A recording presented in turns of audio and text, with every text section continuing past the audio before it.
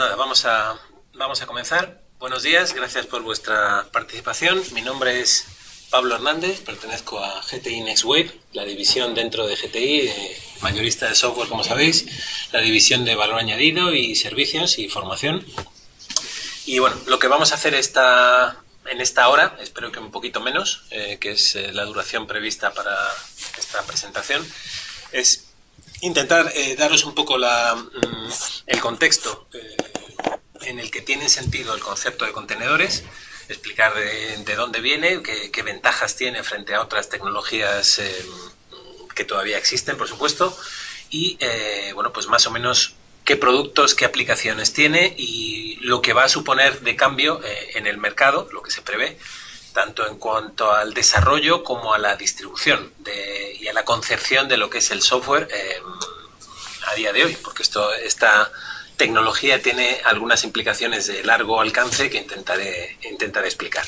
Y la segunda parte, la primera parte será un poco de concepto general y la segunda parte será pues una explicación concreta, digamos, cómo se convierte en esto concreto de la mano de 2 o 3 fabricantes que mencionaré, de los que son, digamos, jugadores principales en esta nueva categoría de software y de plataforma y de tecnología que suponen los contenedores, ¿vale? Entonces vamos a empezar con bueno, pues un pequeño vistazo histórico a lo que solía ser un CPD y la organización de una empresa. Esto va a ser rápido, pero bueno, yo creo que es necesario por si alguno de vosotros tiene así un poco de afán por la historia, pues está bien muchas veces saber de dónde surge una tecnología antes de explicar en qué consiste. Entonces, antiguamente no hace muchísimos años, pero vamos, yo esto lo he vivido, aunque peino canas, no soy tan mayor. Cada nueva aplicación implicaba un nuevo servidor. Entonces, bueno, este sistema la ventaja que tiene es que está muy claro desde el punto de vista del administrador de sistemas cuáles son los servidores importantes, porque de hecho tienen una etiqueta, están puestos ahí en algún sitio del rack especial. Para una aplicación crítica hay veces que se requiere más de un servidor, o porque se pone en clúster o porque tiene una arquitectura de varias capas, como que tiene un frontal y tiene varias instancias de base de datos, etcétera. Pero vamos, el concepto siempre es que en el servidor, digamos, en el controlador de dominio no pongo mi Oracle, en mi Oracle no pongo mi CRM, etcétera, ¿vale? O sea, digamos, cada aplicación crítica tiene un servidor dedicado con algunas ventajas, sobre todo de claridad de conceptos, pero bueno, pues tiene varias desventajas. Una principal es económica, porque al final esto, como todo, lo mueve en buena parte el dinero.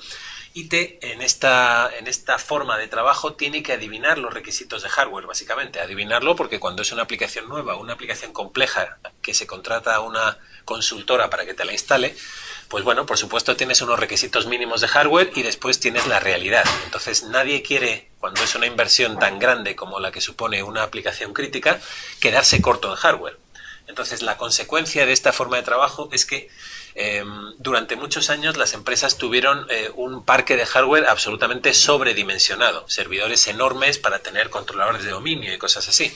El controlador de dominio en el mundo Windows, como sabéis, es un elemento muy importante de la red, es el que controla la autentificación y bueno, básicamente sin él la red no funciona, pero consume relativamente pocos recursos, salvo en momentos puntuales. Entonces, bueno, pues el principio de un servidor por aplicación o por servicio tenía esta consecuencia que es mala. El hardware hay que mantenerlo, hay que pagarlo, digamos, la amortización pues va en tu contra, en fin, hay ciertas pegas económicas que, entre otras, que se buscó solventar.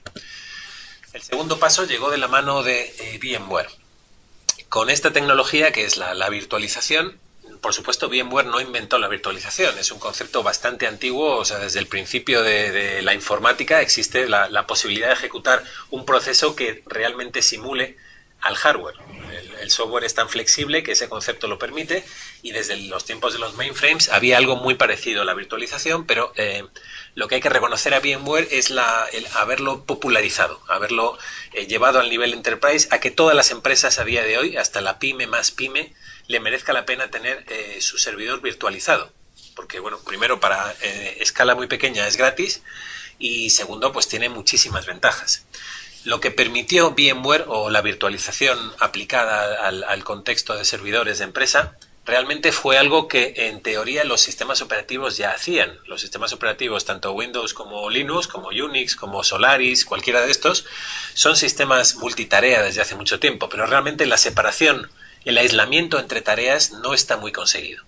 Entonces, lo que pasaba en un servidor, ¿y por qué no se ponía en mi Oracle el controlador de dominio? Pues porque existía una alta posibilidad de conflicto de procesos. Lo que supuso la implantación de máquinas virtuales fue un sistema fiable y robusto de aislar procesos que se ejecutan en el mismo hardware.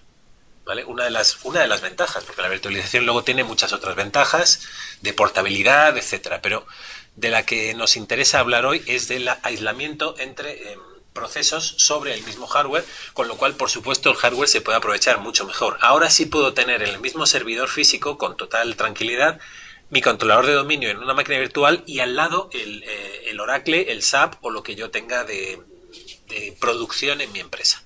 Y puedo crecer tranquilamente, digamos, la virtualización fue como una bendición porque todo este hardware sobredimensionado que se tenía de repente se pudo aprovechar sin nueva inversión, más allá de las licencias del hipervisor. Entonces, bueno, pues supuso una revolución y se implantó en absolutamente todas partes. Entonces, bueno, pues todo el mundo estaba contento. Cuando pasa el tiempo, pues se va viendo, con la madurez de la tecnología, se deja de ver un poco o de poner el foco exclusivamente en sus ventajas y se va viendo pues alguna pega que puede tener, porque pues esto no se detiene nunca, lógicamente. Entonces, en la virtualización lo que sucede es que cada máquina virtual, como sabéis, necesita su propia instancia del sistema operativo completa. ¿Vale? Cada máquina virtual, precisamente por ser un entorno aislado, digamos, es la transición, hay una transición directa, una correspondencia entre un servidor físico y una máquina virtual. Entonces, si yo tengo 8 servidores físicos que convierto en 8 máquinas virtuales, lo que tengo es un servidor en el que hay 8 instancias de, por ejemplo, Windows Server o de Linux, depende del entorno que tenga, o una mezcla de los dos. Pero digamos que la parte de sistema operativo se repite tantas veces como máquinas virtuales tenga y bueno, pues eso tiene consecuencias. Yo, por supuesto, estoy aumentando para algo que no me aporta realmente nada, estoy aumentando el consumo de CPU, de RAM y de almacenamiento.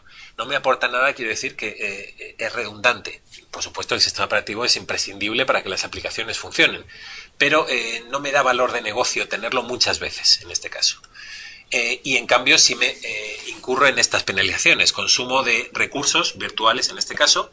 La gestión de parches y la monitorización no se alivia en nada. Si yo tengo 8 máquinas virtuales con 8 Windows, a esos 8 Windows les tengo que poner su antivirus correspondiente, su Service Pack, su actualización, en fin, pues tengo que hacer el mantenimiento multiplicado, igual que lo hacía cuando tenía el entorno físico. Digamos que en el sentido de gestión no he avanzado gran cosa si introduzco una capa de virtualización.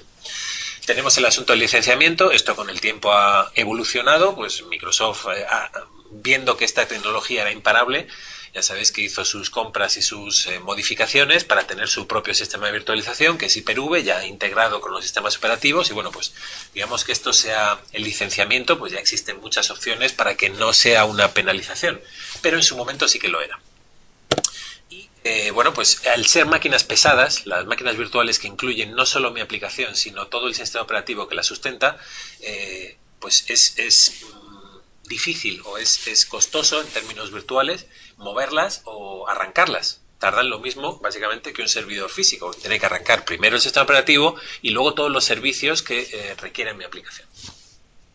Entonces, bueno, pues esto supuso también un estímulo para seguir mejorando el asunto y es cuando entran los contenedores. La diferencia, entre otras, que iremos viendo, una diferencia básica de los contenedores con las máquinas virtuales es que todos los contenedores que se ejecutan en una plataforma comparten el sistema operativo. ¿Vale? Con lo cual, pues bueno, básicamente puedo poner lo mismo, pero esta vez en verde. El consumo de CPU, de RAM y de almacenamiento disminuye mucho porque básicamente todos comparten el kernel de la propia plataforma que lo está soportando. Y bueno, pues os podéis imaginar que esto supone el reverso de lo anterior. El consumo de CPU, RAM y almacenamiento ahora es solamente el que consume mi aplicación, con lo cual en el mismo hardware caben muchos más contenedores que máquinas virtuales. La gestión de parches y monitorización se reduce a el kernel de origen, el que da soporte a todos los contenedores, con lo cual es, digamos, mi tarea administrativa se divide muchísimo, se reduce mucho el tiempo que me lleva. El licenciamiento, pues bueno, aquí volvemos a tener lo mismo, digamos, el modelo de licenciamiento ahora ya es equiparable, no hay tanta diferencia entre contenedores y máquinas virtuales, especialmente de parte de Microsoft y gente así, pero bueno, digamos que es un tema menos del que me tengo que preocupar. Y lo que sí es que los contenedores son muy rápidos para arrancar y para moverse. Muy rápidos es muy rápidos, o sea, pasamos a segundos para desplegar, digamos, activar un contenedor. Porque todas las capas de sistema operativo y de servicios, salvo los específicos de mi aplicación, ya están funcionando. ¿Vale? Entonces, esta capacidad de despliegue casi instantáneo tiene implicaciones que vamos a ver en cuanto al desarrollo y en cuanto al despliegue. ¿Vale? Con lo cual, volvemos a estar todos contentos, menos mal. ¿Vale? A la siguiente onda, ya sabéis que esto, por supuesto, no se va a parar en los contenedores, pero ahora mismo, en parte, estamos aquí. Los contenedores, bueno, tengo que hablar de Linux porque toda la tecnología de contenedores nació en el mundo Linux y ahora haré un apunte de lo que está pasando o de lo que ha pasado con Microsoft. Los contenedores modernos, porque igual que pasaba con la virtualización, esta no es una tecnología que se acaba de inventar, sino que viene de, digamos, siempre es un ensamblar piezas que estaban ahí flotando, es una nueva perspectiva muchas veces más que una nueva tecnología. Entonces, a lo largo de mucho tiempo se han desarrollado con precedentes que van tan atrás como veis aquí, como System 360. Si conocisteis BSD, pues el concepto de jails es muy similar al de contenedores, o las zonas de Solaris, y en Linux el XT es una tecnología de contenedores, que realmente la C es de contenedores y es de donde viene el nombre, aunque los contenedores que vamos a ver hoy principalmente, que son de otro tipo, pues tienen algunas diferencias frente al XT. Gracias a las contribuciones de mucha gente y de muchas empresas. Google la pongo aquí como mención especial porque ha sido un contribuidor principal a que esta tecnología se difunda. Aprovechando ciertas características técnicas de Linux, se ha desarrollado, como las que os pongo ahí, que después explicaré por encima a qué afectan o en qué colaboran los contenedores. Y igual que pasó con VMware, ha habido una empresa que, estando esta tecnología, digamos, en el aire, con algunos otros estándares, es la que lo ha hecho fácil y que es la que asocia a todo el mundo con contenedores, pero que no es, por supuesto, la única forma de hacer contenedores, que es Docker. ¿Vale? Entonces, Docker es, en este punto, equivalente en cuanto a empresa que cambia el paradigma a VMware. Y, bueno, pues una cosa que aporta, esta empresa se ha preocupado de la portabilidad. Tenéis que daros cuenta de una cosa, la característica que os he dicho de los contenedores es que comparten el núcleo del sistema operativo sobre el que se ejecutan. Eso significa que si, como acabo de contar, es una tecnología nativa de Linux, ¿qué voy a hacer cuando mi contenedor lo quiera ejecutar en un Mac o en un entorno Windows? Hasta hace poco la respuesta era un híbrido, digamos, con tecnologías como Vagrant o como VirtualBox o VMware. Lo que se hacía era montar una máquina virtual de Linux sobre la que ya sí se ejecutaban los contenedores. Y bueno, pues con la potencia de las CPUs actuales, eso es sostenible, por ejemplo, para entornos de desarrollo, es una forma de trabajo aceptable. Lo que ha pasado con Mac, de hecho, todavía es así, no se pueden ejecutar, que yo sepa, aunque esto cada día que lo explico, pues me puedo estar equivocando porque las cosas cambian muy rápido. La última vez que lo miré, que fue hace unos días, en Mac todavía se ejecuta a través de una delgada máquina virtual, han cogido los chicos de Apple una versión de Linux y la han adelgazado, han hecho una especie de hipervisor y sobre eso se ejecutan los contenedores. Existe un instalador bastante fácil y transparente para Mac y podéis tener un entorno de desarrollo portable, que es una de las cosas que aportan los contenedores, el poder tener entornos de desarrollo de preproducción y de producción que sean idénticos, que no haya cambios para variar, ¿vale? Entonces, se puede hacer en las tres plataformas. Lo que sucede con Microsoft es que, bueno, pues igual que hizo con cuando vio que la virtualización era una tecnología que era importante y que era paradigmática, pues ha ido haciendo a lo largo del tiempo cambios en el sistema operativo. Durante una temporada se ejecutaba sobre una máquina virtual de Linux, igual que en Mac. Creo que habían cogido Ubuntu, pero últimamente ya está, digamos, soportado a nivel de propio sistema operativo, digamos, de forma nativa. Entonces, como os he dicho, lo que pasa es que los contenedores de Windows no son compatibles con los contenedores de Linux, porque como insisto por última vez, el sistema operativo está compartido. Entonces ahora se pueden hacer contenedores nativos de Windows, pero que no serán portables más que a esa plataforma, ¿vale? Entonces, bueno, este es un entorno que va a ir cambiando. Está el asunto de la nube, porque en Azure, pues en teoría se soportan los dos tipos de contenedores. En fin, el panorama está un poco cambiando y, bueno, pues quien tenga interés en esta plataforma concreta, pues no tiene más remedio, como hago yo, que ir siguiendo las noticias a ver en qué para. Pero en este punto, más o menos, estamos así. ¿Cómo se usan los contenedores? Porque al final esto es una tecnología, pues tiene que justificar. Va a suponer inversión, va a suponer aprendizaje, tiempo, en fin, va a suponer un coste. Tiene que aportar unos beneficios que compensen esos costes. Entonces, ¿cómo se usan los contenedores? Realmente depende un poco de a quién se pregunte. Aquí introduzco un tema que va a surgir más y que habréis oído, por supuesto, todos. Alrededor de cada nueva tecnología surgen una serie de nombres y de estándares que bueno, pues con los que hay que familiarizarse. De lo que hablo aquí es de DevOps. Entonces, bueno, ¿a quién se pregunta según su rol, digamos? Si eres un administrador de sistemas, si eres la parte Ops, la parte de operaciones, el gestor de la infraestructura, lo que tú ves cuando te hablan de contenedores es un proceso de aplicación aislado que se está ejecutando sobre un kernel normalmente de Linux. Vamos a dejar aparte de momento, por simplificar el paradigma Microsoft. Sobre un kernel de Linux compartido estás ejecutando procesos independientes que son más simples y más rápidos de manejar, más pequeños, más ágiles que una máquina virtual y que son portables entre diferentes entornos, siempre que haya una plataforma, por supuesto, que lo soporte. Desde el punto de vista de los desarrolladores, el cambio es más grande. Lo que me permite un contenedor es empaquetar a mi aplicación y a todas sus dependencias de una forma portable. Yo ya no dependo de que en preproducción tengan una versión de mi SQL y que en producción tengan otro driver que es incompatible con el lenguaje de programación que yo he utilizado. Digamos, todo lo necesario, todas las dependencias de mi aplicación las encapsulo y eso garantiza que mi contenedor se va a ejecutar perfectamente en cualquier plataforma compatible.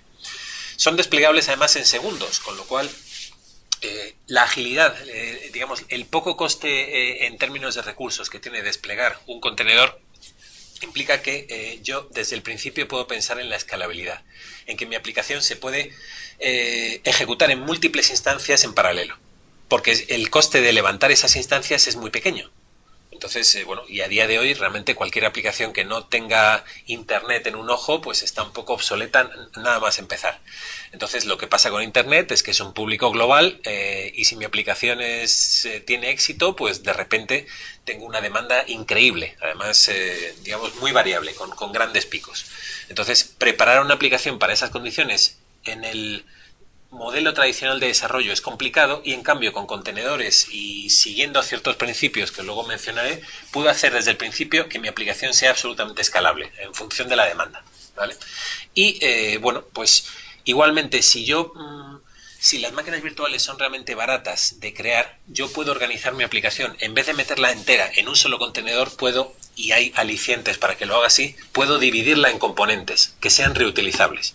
Un componente es un paso más allá de una librería. Un componente es algo que es autónomo, que puede estar hecho en un lenguaje de programación distinto y que me da un servicio que yo puedo mantener y que puedo asignar a un equipo de desarrolladores para que se especialice en ofrecer ese servicio al resto de consumidores, sean internos míos o sean externos.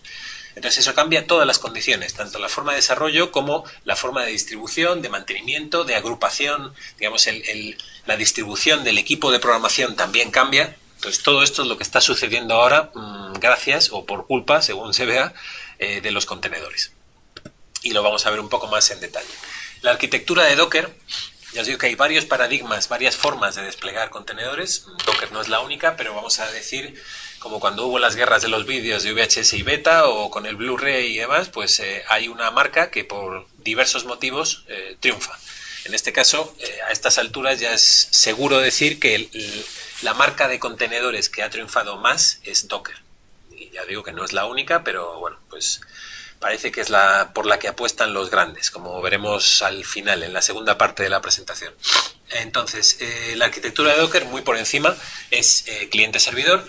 Existe el concepto de imagen, que es una plantilla para crear contenedores, para desplegarlo rápidamente. Aquí la agilidad es fundamental.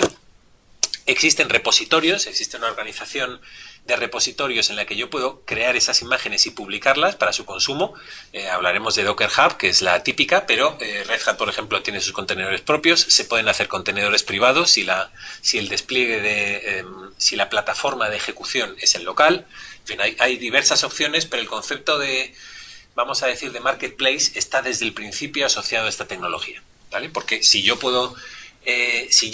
tengo incentivos, como os he contado antes, para crear mis aplicaciones en forma de componentes reutilizables, pues esos componentes, ¿por qué no voy a venderlos, digamos?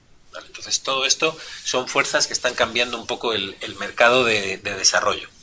Las tecnologías disponibles en el kernel de Linux, pues una mención muy rápida. Hay más que estas, pero estas tres son importantes, han sido importantes en la habilitación, en la posibilidad de crear contenedores en el entorno Linux, y las ha tenido que adaptar, digamos, Microsoft para que se ejecute en su propia plataforma. Entonces son los espacios de nombres que controlan la interacción entre contenedores, los grupos de control que controlan la interacción entre cada contenedor con el host, y luego SE Linux, que es una tecnología de seguridad, una capa adicional de seguridad bastante avanzada que pues está en el mundo Linux desde hace ya unos años y que permite refinar el control de acceso tanto entre los contenedores entre sí como en el host. Entonces, estos son capas de seguridad y capas de aislamiento. Lo que no se puede hacer con una nueva tecnología es perder lo que ya se tenía. Y ya os he dicho que la principal ventaja de las máquinas virtuales ha sido el perfecto aislamiento entre los procesos que se ejecutan sobre el mismo hardware, ¿vale? Entonces, los contenedores tienen que ser más ligeros, pero no perder nada de este aislamiento. Lo que pasa en un contenedor no debe afectar al resto del entorno, ¿vale? Entonces, todas estas tecnologías de Linux lo han permitido, con la diferencia de compartir, porque es a la vez compartir y separar. Aquí estamos compartiendo el núcleo y separando todo lo demás. Los accesos, los permisos, el control de recursos, etcétera, ¿vale? Aquí no os cuento más porque ya os lo he contado. Estos son los elementos principales de Docker. Una imagen de Docker, simplemente una mención, es esta especie de plantilla. Si estáis pensando, si conocéis el mundo virtual, pues es una plantilla que permite el despliegue rápido de nuevas imágenes, pero con la característica de que es inalterable. Digamos, para modificar una imagen, lo que hago es añadir una nueva capa sobre la anterior, como si fuera una especie de backup diferencial. Entonces, cada vez que yo, por ejemplo, estoy haciendo un despliegue rápido, hago una modificación en el código, los nuevos contenedores se crean con la aplicación actualizada, se crean sobre la imagen anterior, poniendo una nueva capa que, por supuesto, predomina o prevalece sobre las anteriores, ¿vale? Entonces, las imágenes van creciendo con los cambios, pero eso permite garantizar la integridad de las cosas. No hay modificaciones extrañas, sino que se van añadiendo capas. Otra consecuencia que tiene esta arquitectura nueva es que invita a tener, por dos motivos, por lo que os he dicho, que mi aplicación, en vez de hacerla monolítica, tengo una gran tentación, tiene ventajas hacerla en una arquitectura más bien de servicios o de microservicios, que esa palabra la habréis oído relacionada con contenedores. Entonces, lo que sucede es que paso de tener que administrar decenas, a lo mejor, de máquinas virtuales a cientos de contenedores.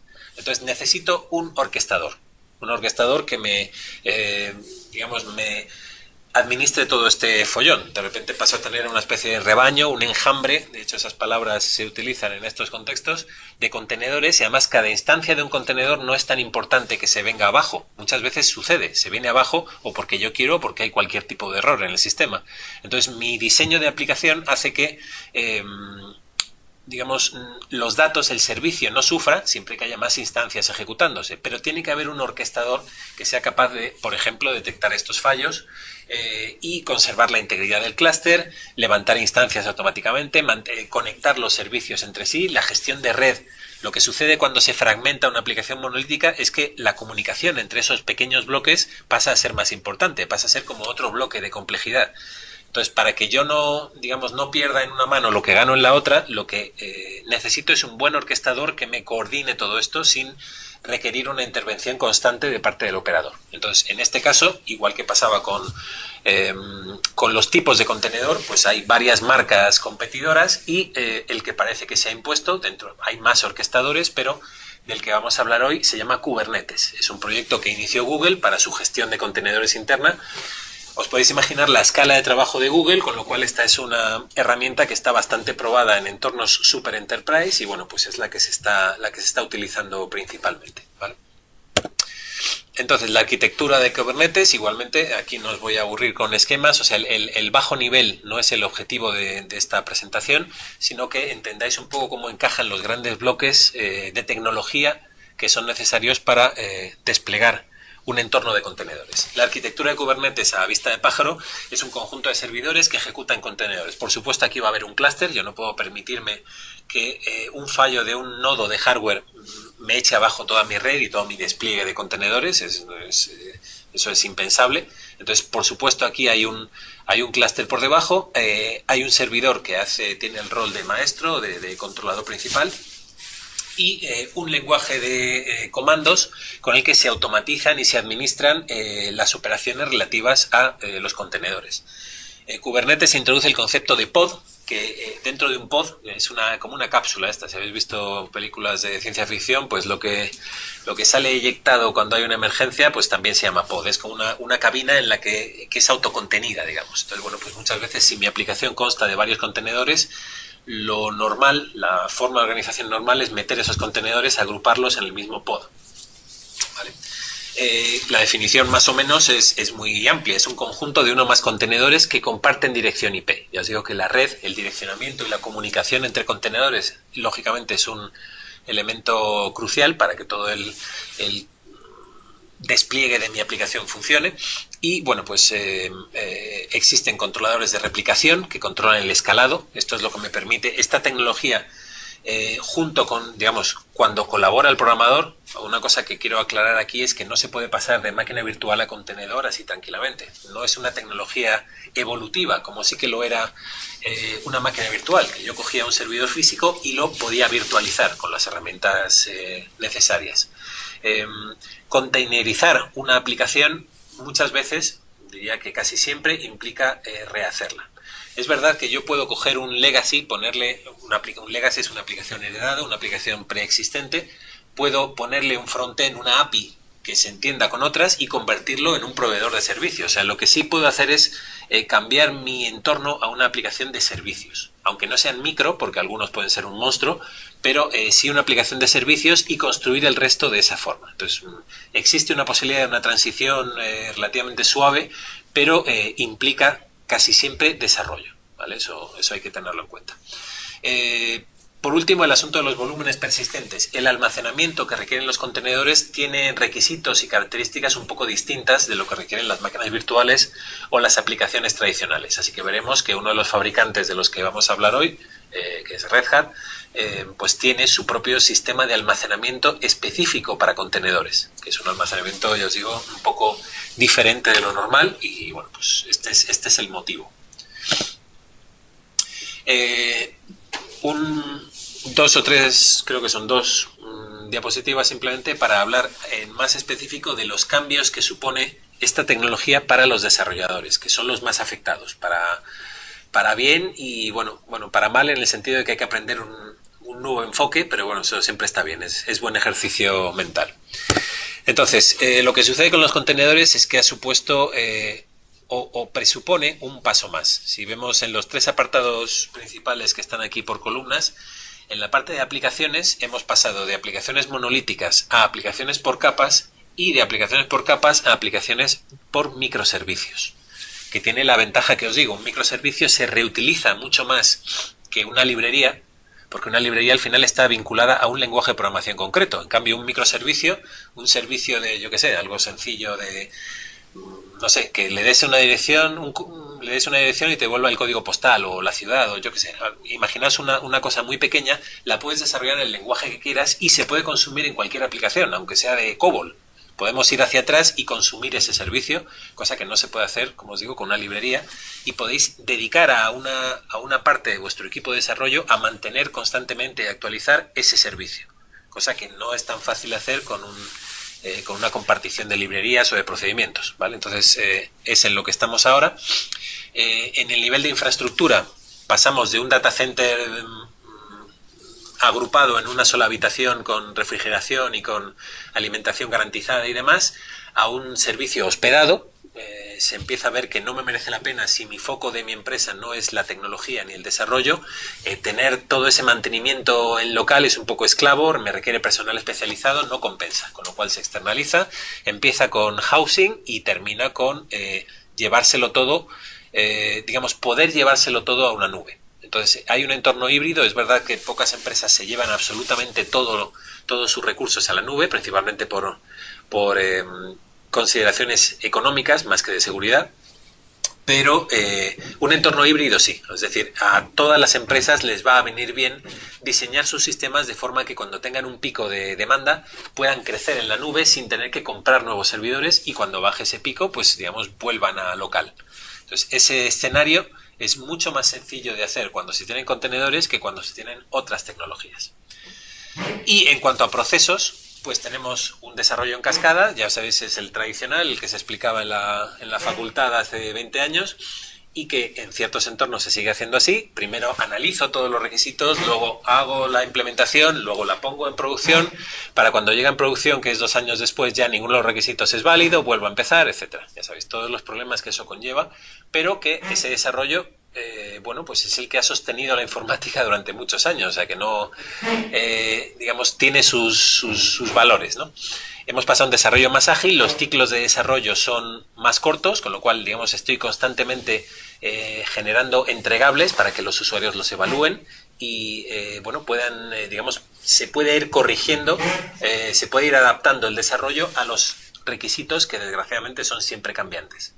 Y por último, DevOps, en el que se da un paso más de agilidad, en el sentido de que se disminuye la dependencia de los desarrolladores frente a la gente de operaciones.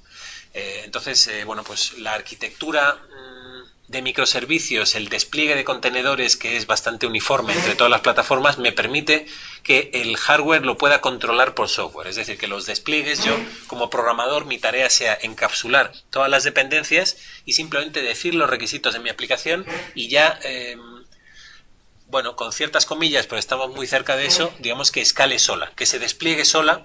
Sola significa automáticamente, por supuesto, sin intervención específica para cada despliegue de gente de operaciones, ¿vale? Entonces eso acelera todavía más los ciclos de despliegue ágiles y, bueno, pues es donde estamos ahora mismo en las empresas que están más punteras.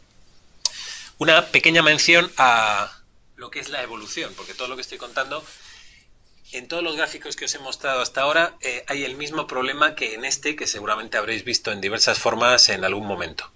Lo que pasa con este gráfico de la evolución es que da a entender que en un momento dado del tiempo solo existe un tipo de bicho, que al principio estaba el orangután este de la izquierda y al final solo está el hombre erguido de la derecha. Lo que de hecho sucede es que todos los eslabones conviven y existen todavía orangutanes hoy en día. Y de hecho, pues todos hemos sufrido algún compañero que lo es. Entonces, lo mismo sucede en la tecnología informática. Todavía existen aplicaciones monolíticas, todavía existe desarrollo cliente-servidor, por supuesto, y va a seguir existiendo, ¿vale? Entonces, estos no son capas de evolución que dejen obsoletas a las anteriores, sino que tienen nuevos casos de uso, ¿vale? Y esto es importante tenerlo en cuenta. Más consecuencias de la nueva arquitectura. Ya os digo que esto invita, aunque os las he adelantado yo creo prácticamente antes de llegar aquí, el hecho de que a mí todas las facilidades de los contenedores me faciliten crear un contenedor por cada servicio en lugar de por cada aplicación, tiene esas consecuencias. Se favorecen los microservicios, muchos contenedores requieren la orquestación, y ya hemos hablado de Kubernetes. Se me hace independiente el lenguaje de programación, con lo cual cada bloque de mi aplicación lo hago con lo que me venga mejor, con lo que sea más cómodo, más práctico, con lo que yo tenga expertise, con lo que vaya a tener mejor soporte en el mercado, etcétera. Compro el componente o el servicio o lo utilizo bajo demanda si es que estoy en un entorno PaaS, como los que dan las nubes públicas de Microsoft o de IBM o de Amazon. Toda esa facilidad o flexibilidad de coger componentes me la habilitan los contenedores, ¿vale? Es importante, pasa a ser más importante que antes la gestión de APIs. Cuando yo tengo muchos bloques, ya os he dicho que la comunicación entre bloques es importante, y observaréis, si miráis un poco el mercado, que los grandes jugadores están sacando productos cuya única misión es gestionar las APIs.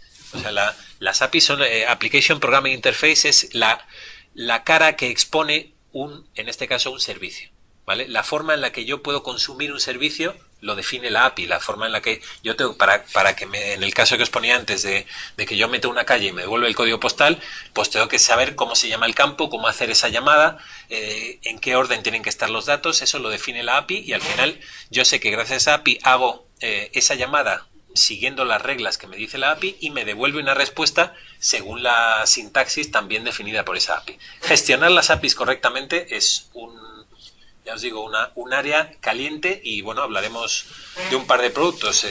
IBM, Microsoft y Red Hat tienen productos para gestión de APIs específicamente, o sea que daos cuenta de la importancia que tiene esto. El despliegue automatizado al modificar el código fuente es lo que se persigue para dar agilidad. Es decir, ahora, a día de hoy, no hay ningún equipo de desarrolladores que no trabaje con un gestor de cambios, un gestor de código fuente.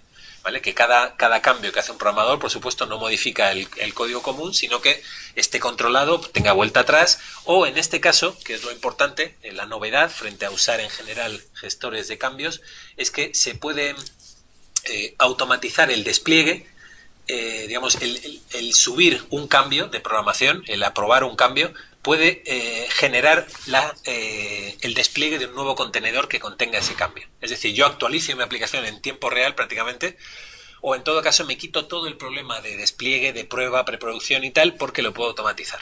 ¿Vale? Entonces, la forma de trabajo hoy en día, pues el típico gestor de control de cambios es Git o Git, pero hay otros. Pero vamos, este es el que está, igual que Kubernetes, siempre hay como ganadores dentro del mercado, pues en este momento es Git. Ya sabéis que este sistema lo creó el creador de Linux y bueno, pues ha conseguido un segundo triunfo a escala global.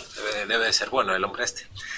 Por último, la infraestructura gestionada por software invita a la automatización. Entonces, igual que he hablado hace un momento de la automatización de contenedores al cambiar el código, existen productos como Ansible y también hay otros, Chef, Puppet, Salt, siempre hay una familia de productos, especialmente en el entorno open source, competidores, pero Ansible parece que ahora mismo es el más completo y el más, el que está teniendo más implantación. Entonces con Ansible yo puedo automatizar muchas tareas de operaciones y puedo crear una cadena de integración continua y de despliegue continuo utilizando Ansible, ¿vale?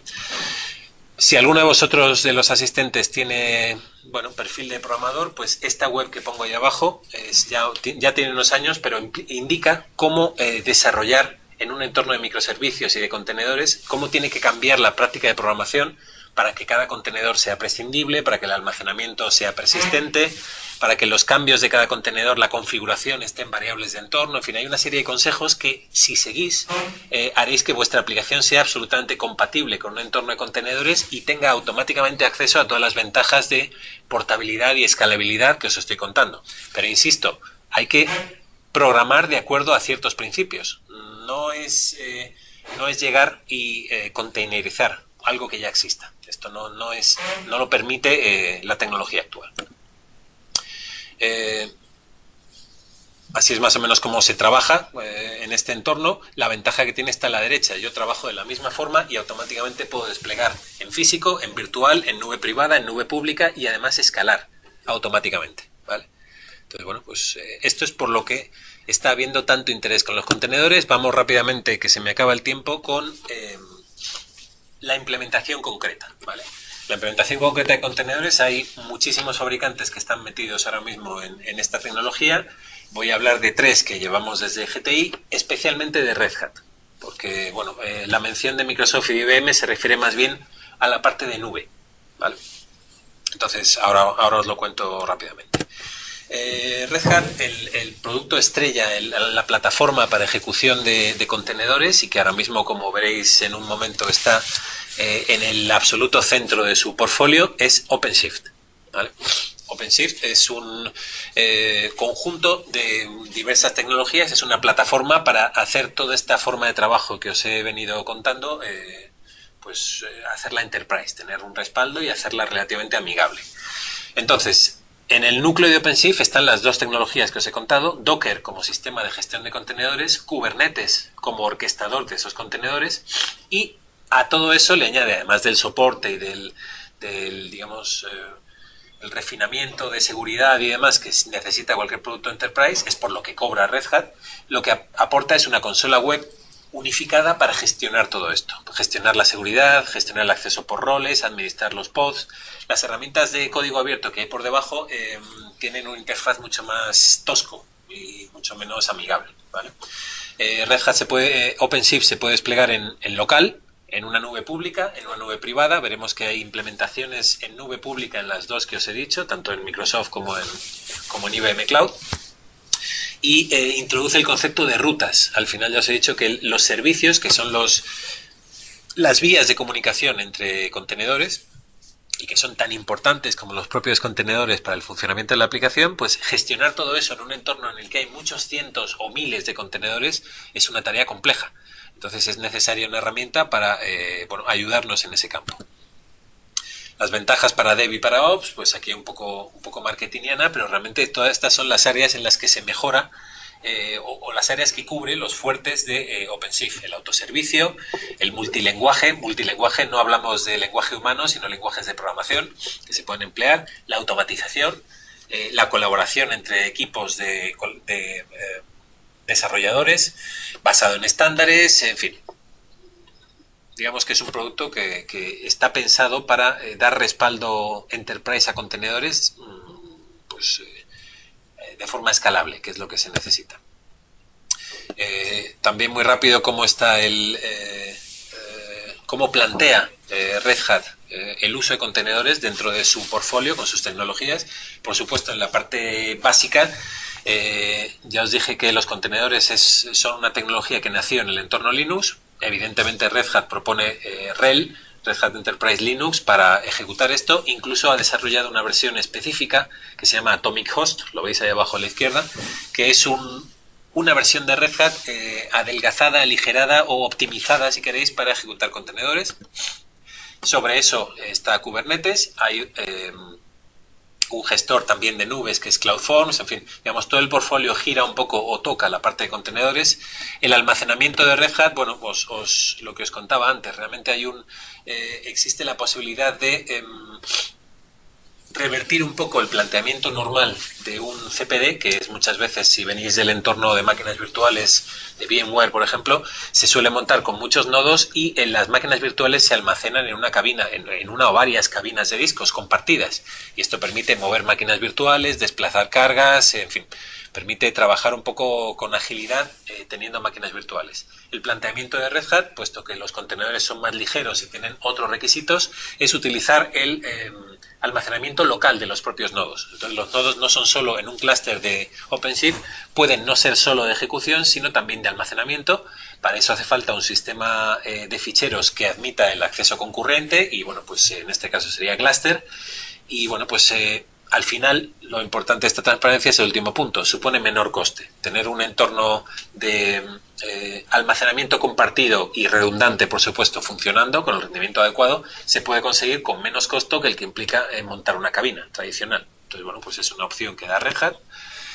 Y sobre eso pues está montado las herramientas de desarrollo, todo el toolset de Docker y de Kubernetes, pues le da soporte OpenShift. Hay una mención aquí a algo que se llama Source to Image. Esto significa, el nombre que le da Red Hat a la característica que os he comentado antes, que cada cambio en el código fuente, cada actualización del código, se traduzca de forma automatizada en un despliegue de un contenedor que ya tiene que ya incorpora ese cambio, ¿vale? Y bueno, por supuesto, soporte para aplicaciones tradicionales. Ya os he dicho que la evolución no es que vayan muriendo los más débiles, sino que las tecnologías antiguas persisten durante décadas. Y vamos, si habéis trabajado cualquiera de vosotros en un banco, ya sabéis que hay todavía mucho COBOL en marcha ahí dentro. Entonces, dado eso, pues existen formas de ejecutar. Puedes hacer contenedores gigantes, que desvirtúa un poco el asunto, pero es una forma de trabajar. Puedes trabajar con servicios, puedes poner una API delante de tus aplicaciones tradicionales para comunicarlas con un entorno nuevo. En fin, hay muchas formas de ir modernizando la infraestructura y bueno, pues la plataforma que ofrece Red Hat pues da cabida a todo eso. Y última transparencia de Red Hat, pues para que veáis aquí en el medio, si os fijáis en la posición de los contenedores es absolutamente central dentro de su portfolio, ¿vale? Tenemos gestión de plataforma, gestión de almacenamiento, virtualización y tal. Sobre eso, los contenedores y por encima de eso una capa de gestión adicional representada principalmente por CloudForms, pero hay otros productos. También hay productos de middleware, en fin. El portfolio de Red Hat es como para una presentación aparte, pero quería que supierais que es uno de los grandes que ha apostado por la tecnología de contenedores. Los otros dos, la mención simplemente que quería hacer antes de terminar es la de los otros dos fabricantes que tienen una versión de nube pública, que son, y que llevamos desde GTI, lógicamente, que son IBM y Microsoft.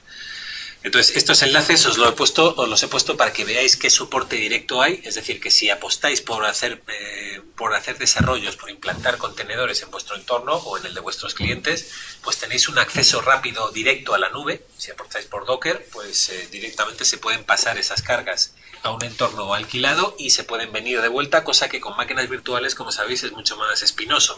Creo que con Amazon también se puede, ¿vale?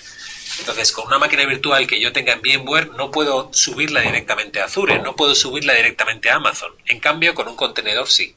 ¿Vale? Entonces, en este sentido, son más portables que las máquinas virtuales. Tengo que hacer otra vez el inciso de que si desarrolláis con un núcleo de Microsoft, pues evidentemente tiene que haber Microsoft por debajo donde vayáis a llevar esos contenedores. Pero bueno, pues simplemente sabiendo eso, se pueden llamar con propiedad contenedores. O sea, Microsoft ha hecho un gran esfuerzo por implementarlo, pues veremos cómo cambia el panorama con este nuevo concepto de que el núcleo puede ser también ya no Linux, pero en fin, de momento con que veáis esos enlaces es suficiente. Docker Hub, os lo he puesto al principio, es el repositorio, digamos, por excelencia, el más antiguo y más amplio. Es como un marketplace que conocemos todos de los entornos móviles, pero el problema que tiene Docker Hub es que es libre. Es decir, un contenedor que te bajes al final es software que puede ser malicioso.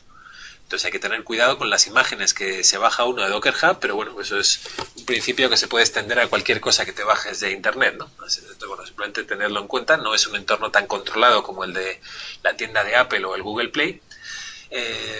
Y luego, dos enlaces específicos de Red Hat de OpenShift, uno para aprender. Podéis empezar a toquetear OpenShift en entornos de nube que proporciona Red Hat de forma gratuita, no hace falta ni siquiera bajarse el software, o os podéis bajar el software si queréis. Y ese ebook es interesante porque cuenta con mucho más detalle y más sabiduría, por supuesto, la evolución de los contenedores y la implementación específica que ha hecho Red Hat. ¿Vale? Es un ebook gratuito y ya os digo que si tenéis un rato merece la pena leerlo. Vale. En principio no tengo nada más. Lo que haremos en sucesivas ediciones de este, bueno, no de esta presentación, sino en más actividades, pues queremos hacer algún laboratorio hands-on que veáis un poco cómo se trabaja con contenedores, que hagáis un pequeño despliegue, a lo mejor que lo llevemos a la nube. Estamos todavía montando el offering, pero bueno, pues, os enviaremos invitaciones por si os interesa apuntaros. Y en principio nada más. Si tenéis cualquier duda, ya sabéis que os podemos echar una mano desde GTI, y espero que os haya resultado interesante.